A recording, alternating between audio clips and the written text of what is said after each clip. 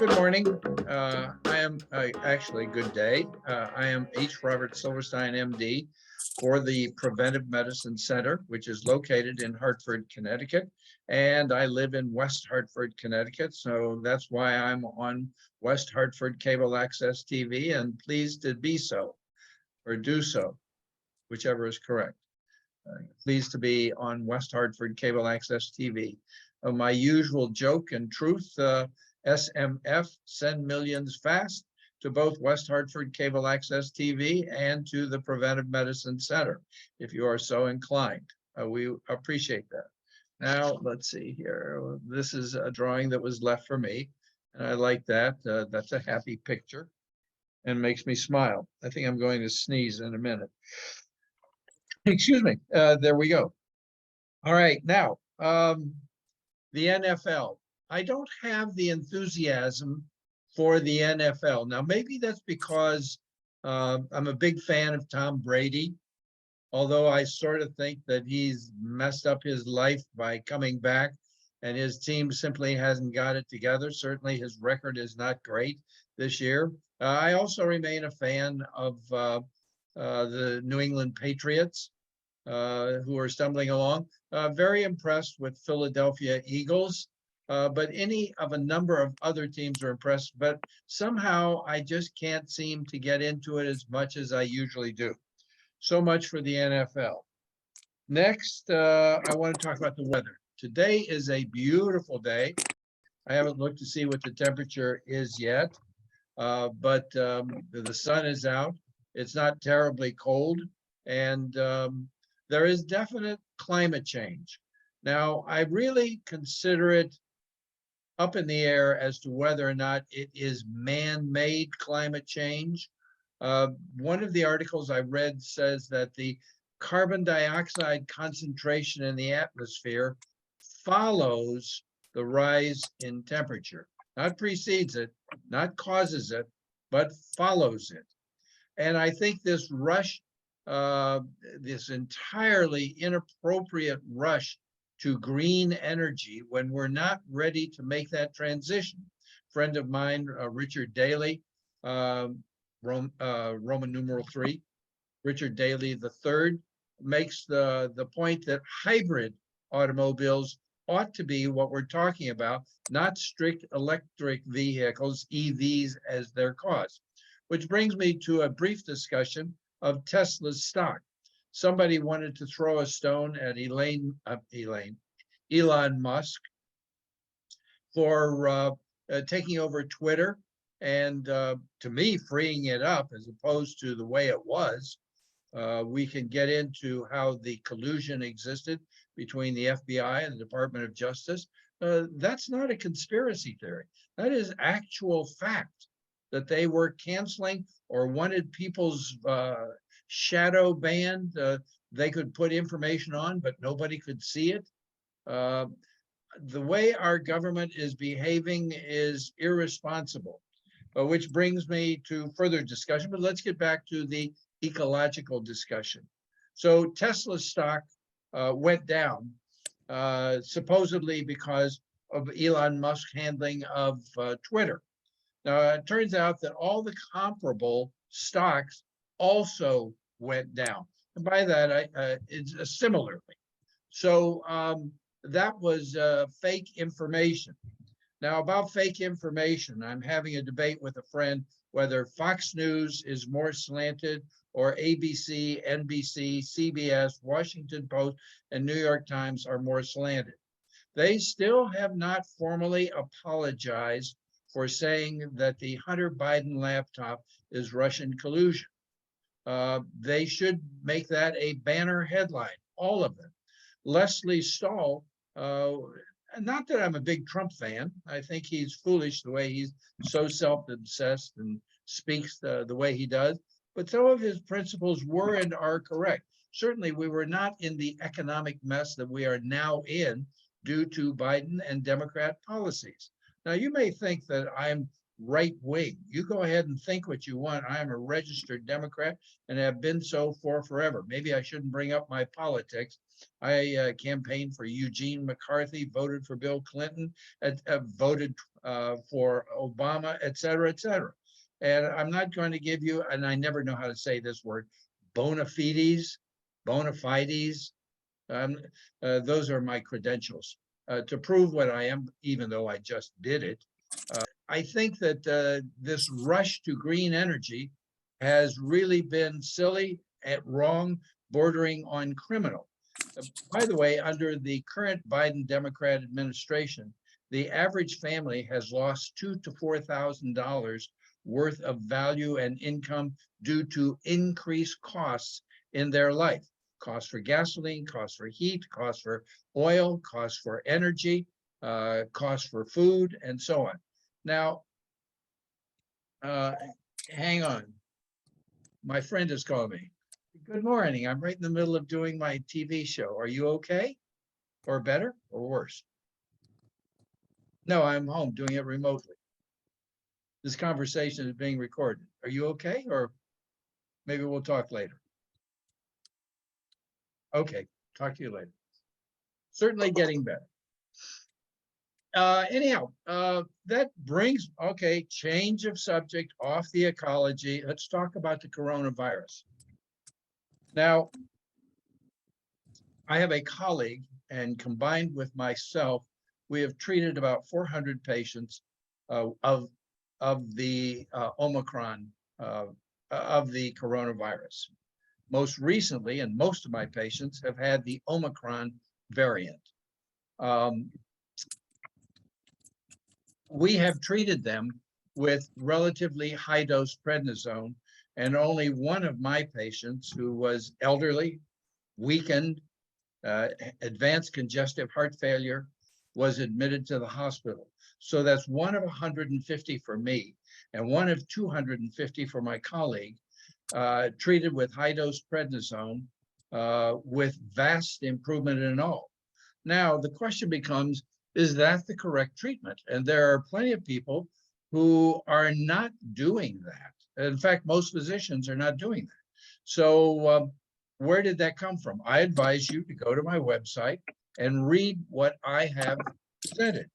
I have on my www.the PMC, Preventive Medicine Center, .org, www.thepmc.org website. I have several discussions of the coronavirus, including one that I consider entertaining, on the right-hand side of that homepage. So they're all in big red, start here and so on, but they're all about the coronavirus. One of the essays that's there is called A Modest Proposal. That's a takeoff on the 1759 Modest Proposal written by Swift. I won't go into what he said, but it was ironic and humorous. My position was that the Omicron virus is not as severe as the preceding variants, and hospitalizations on a percentage basis are way down. I do believe that those people who have compromised immunity, and I think that's about as far as I'll go, but if you need a list or two, people with cancer chemotherapy, people who have congestive heart failure, people with advanced diseases should be immunized. The incidence of coronavirus severity is so low in people under the age of 55, and certainly in children, that it is very questionable, in my judgment, whether or not they should be immunized. Now, as you know, there's a whole discussion on the internet. There's this English cardiologist, Malhotra, I didn't say his name correctly, who is very against immunizations. And then, of course, there's the Fauci group who are entirely for it. I'm not saying it's all about money. I'm saying that people to me, got off on the wrong track, and then they keep CYA covering their rear end with trying to stay consistent when they should have been willing to say, well, maybe it's not exactly this way. So yes, I think Fauci was very misleading. I think Birx joined him. I think that Biden joined them in continuing the shutdown, and so on. So you heard my position that I would treat virtually anyone with just high-dose prednisone for 5 to 7 days. And so doing has resulted in only 1 of 400 patients being admitted to the hospital. Now, think what you will. To me, the proof is in the pudding. And my modest proposal, I'm not sure I brought that full circle. My modest proposal was that everybody should catch the coronavirus, be treated appropriately if they needed it. And I would treat anybody, frankly, anybody who's agreeable. A few patients say, no, I'm okay, and they don't want to be treated. And that makes a degree of sense. I think I've said this before. What is called judgment is basically physicians guessing. And the best physicians have the best guessing. So am I in that group? I'm not saying I am or I am not. You have to make up your own mind about what you think, what I say. By the way, I was called renowned by one of my high school classmates today. Little old me, I had to laugh at that. It's important to laugh at yourself. It's important to have a purpose in life. And it's important, there were 3 major categories that define who lives a long time, besides being somewhat careful with what you eat, drink, smoke, etc., exercise, and so on. And I think that having a purpose, having a sense of humor, and humor, sense of purpose, I forget the third one, I just said it a minute ago. All right, so you get the idea. Oh, one of the main determinants of who lives a long time is, can you go shopping by yourself? Well, I have patients who cannot go shopping by themselves, and they have, so to speak, limped along for a very long period of time. And I mean, they are alive in their 90s. So as I point out, you don't have to obey the rules 100%. There is what's called the bell curve of distribution. And some people, like Winston Churchill, who was overweight, smoked cigars, drank like a fish, lived into his 90s. And I think 90s are pretty good. Then there are what are called the blue zones. And the blue zones are largely vegetarian, absolutely not completely vegetarian. Some do drink wine. Some did smoke. All of them were sort of physically vigorous and so on. But they had close family connections. They ate lots of vegetarian food, but they also ate meat. And they had close family connections. They had purpose to life. They tended to have a sense of humor. So if you want to live a long time, those are the right ideas. I think being nasty is associated with a shorter life, people who find fault.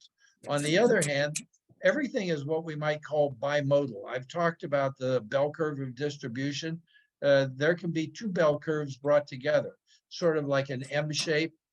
And it turns out that people who are nasty, they often have a great deal of purpose, tend to live a very long time also. That's not 100% true. Going on, National Football League, now the weather. Clearly there is climate change, but we must be careful about blaming anybody or what the human race does as causing it. I am not a believer in CO2. By the way, the increase in CO2 went from essentially 300 parts per million to 400 parts per million. Now figure that out in terms of parts per million. That is a 0.001 0.00014 change.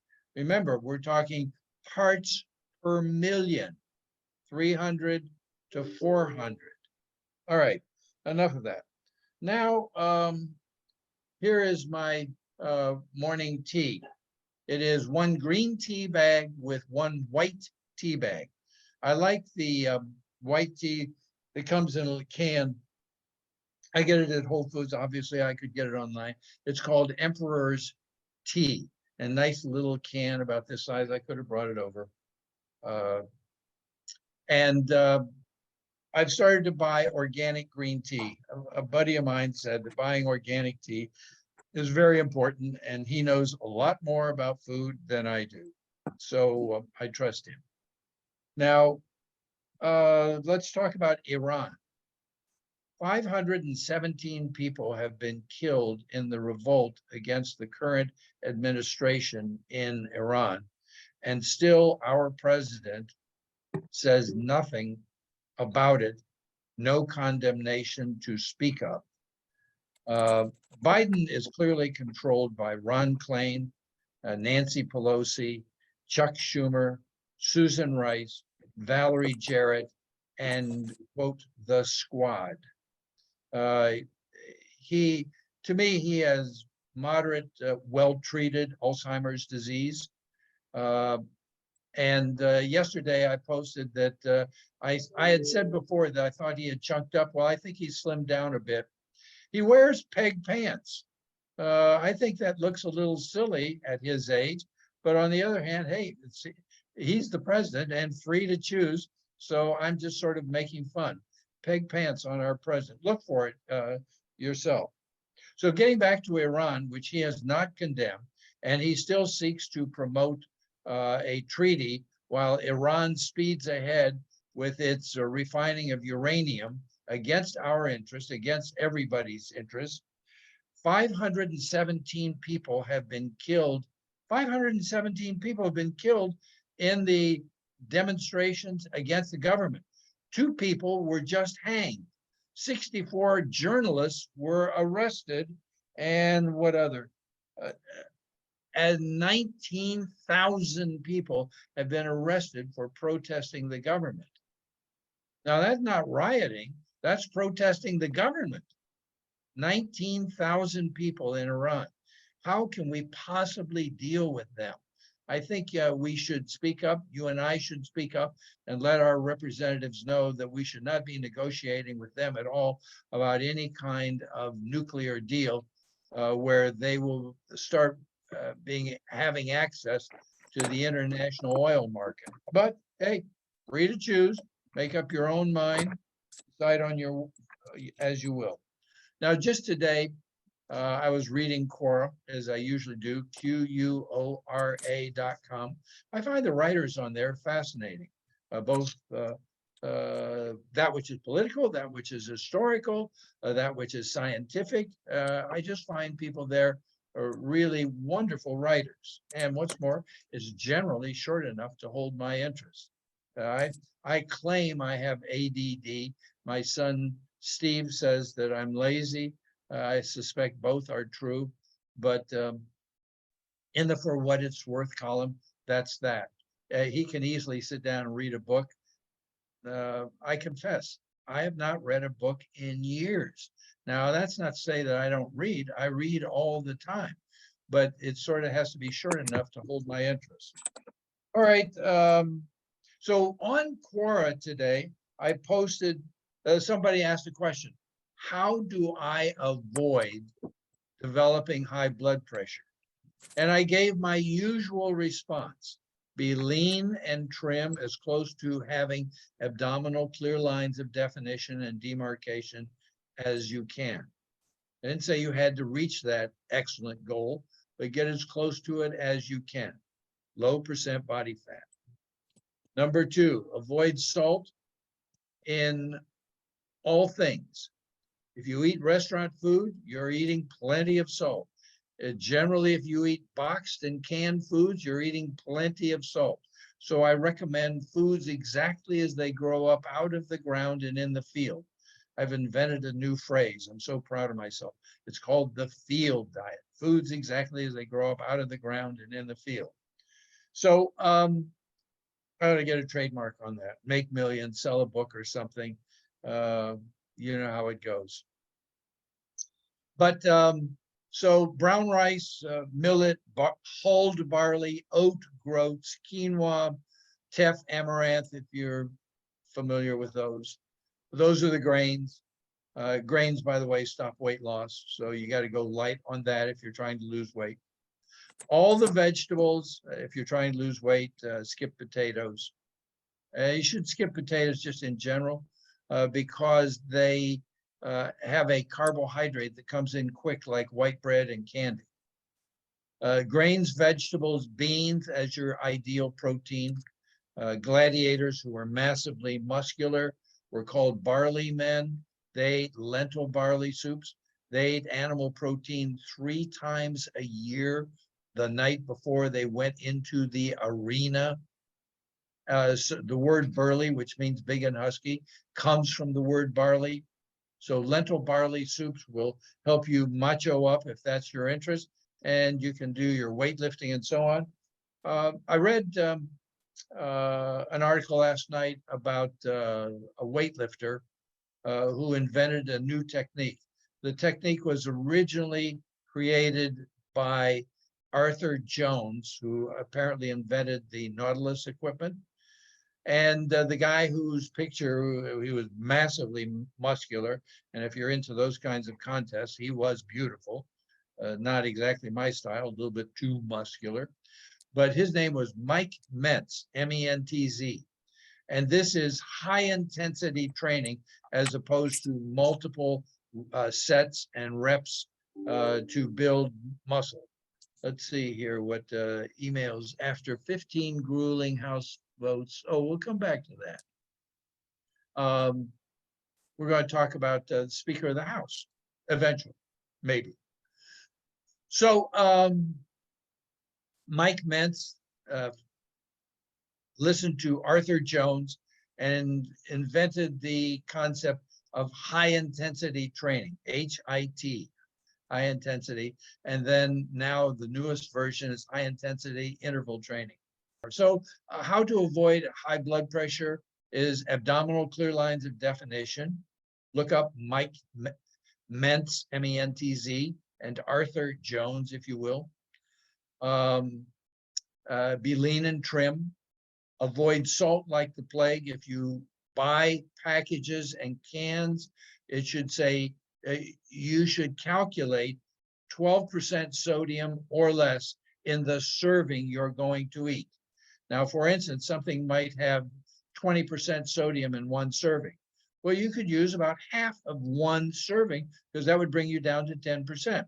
So I often say that, for instance, let's say you buy a can of lentil soup and it says 20% sodium in one serving, and there are 2 servings in the can. All right, so to get it down to under 12%, that would be 10%. 2 servings in the can, 20% in one serving. That calculates out at 1/4 of that can over your steamed or grilled broccoli and cauliflower as how to give your bland broccoli and cauliflower some flavor by using the 1/4 of the can of lentil soup as a gravy over your vegetables. So grains, vegetables, beans, lentils are a bean, as are chickpeas, as is hummus.